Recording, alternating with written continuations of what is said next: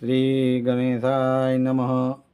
આજના વિડીયોમાં આપણે જાણીશું કે કઈ એવી વસ્તુઓ છે જેને ભગવાન શિવની પૂજામાં વાપરવી ન જોઈએ। દેવોના દેવ મહાદેવ પોતાના ભક્તોના મનની વાત ખૂબ ઝડપથી સાંભળતા હોય છે। શ્રદ્ધાભાવથી અને શુદ્ધ મનથી પૂજા કરવામાં આવે તો ભગવાન શિવ તરત જ પ્રસન્ન થાય છે।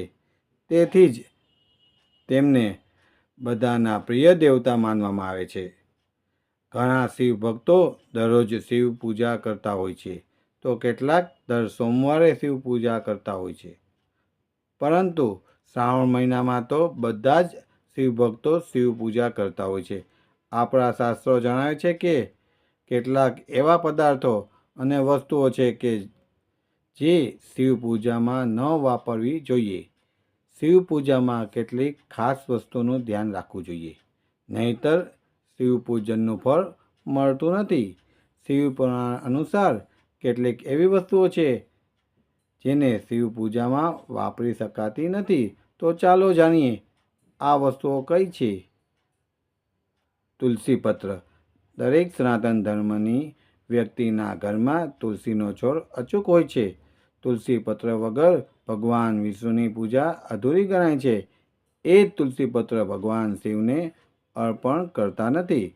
તુલસી પત્રને શિવલિંગ ઉપર ન ચડાવવામાં પાછળ એક કથા રહેલી છે। તુલસીજી એ જલંધર નામના રાક્ષસની પત્ની હતા। ભગવાન શિવે રાક્ષસ જલંધરનો વધ કર્યો હતો। આથી તુલસીજી ભગવાન શિવથી નારાજ થઈ ગયા હતા। આ કારણથી તુલસીજીએ ભગવાન શિવની પૂજામાં વાપરવામાં નથી આવતા। ચંપાનું ફૂલ। સફેદ, પીળું કે લાલ એમ કોઈ પણ પ્રકારના ચંપાના ફૂલને શિવ પૂજામાં વાપરવામાં આવતા નથી। આથી ચંપાનું ફૂલ શિવલિંગ ઉપર ચડાવાતું નથી। આ માટે પણ એક પૌરાણિક કથા છે। સૃષ્ટિના પ્રારંભમાં ભગવાન વિષ્ણુ અને બ્રહ્માજી વચ્ચે કોણ શ્રેષ્ઠ આ વિષય ઉપર વિવાદ થયો।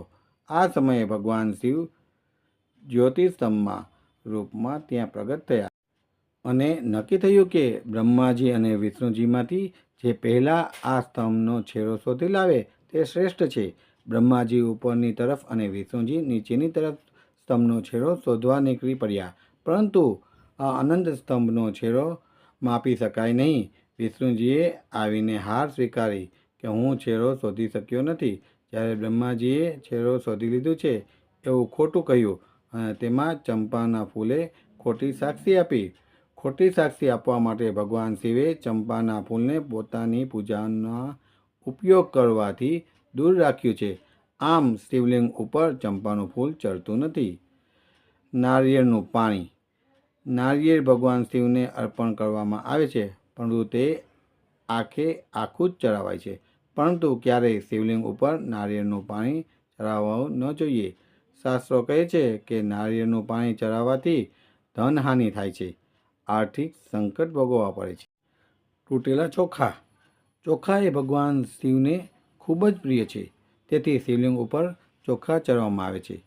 ચોખા દ્વારા અભિષેક પણ થાય છે, પરંતુ હંમેશા અક્ષત એટલે કે તૂટ્યા ન હોય તેવા ચોખા જ ચડાવવા જોઈએ। શિવલિંગ ઉપર તૂટેલા ચોખા ચડાવવામાં આવતા નથી। કંકુ, સિંદૂર અને હળદર। કંકુ, સિંદૂર અને હળદર તે શિવલિંગ ઉપર ચડાવવામાં આવતા નથી, કારણ કે આ બધા શણગાર માટે વપરાય છે અને તે સૌંદર્ય પ્રધાન કહેવાય છે। ભગવાન શિવ વૈરાગી છે। ભગવાન પોતાના શરીર ઉપર ભસ્મ લગાવે છે। શંખ દ્વારા જળ।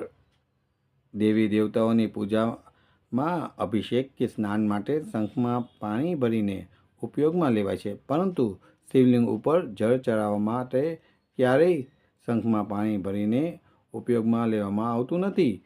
આ માટે એવું કહેવાય છે કે શંખચૂડ નામના દૈત્યનો વધ ભગવાન શિવજીએ કર્યો હતો। આથી શિવ પૂજામાં શંખનો ઉપયોગ નથી થતો।